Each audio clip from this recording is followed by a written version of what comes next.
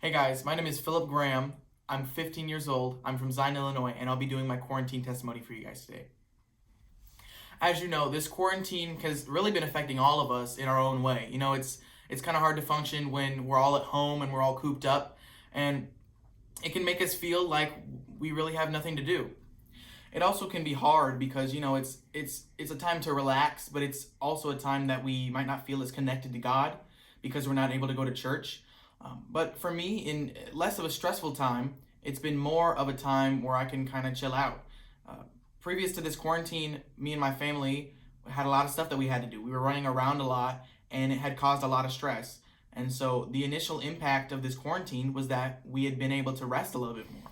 Our inability to really go anywhere really made us kind of sit down and focus on God in every aspect of what we're doing.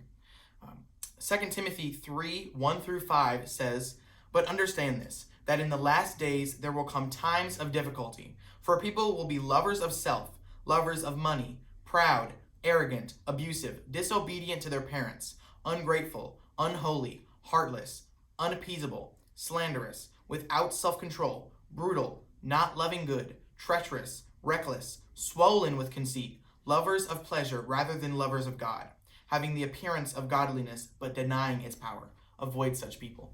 The Bible also says in Luke 21:36, "But stay awake at all times, praying that you may have the strength to escape all these things that are going to take place, and to stand before the Son of Man."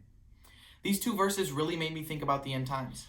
Sometimes I find myself in a place I shouldn't be, mentally, physically, or spiritually. And it's definitely important to know, even during those times, during a time of quarantine or during that time, that we really have to focus on God. And especially when we're in public, we have to be such a shining light to everyone around us, or there's really not going to be any change. It's also important to know that no matter where we are, what we're doing, or how we're feeling, we really have to focus on God. We have to be that shining light that shows everybody else who we are and who we serve.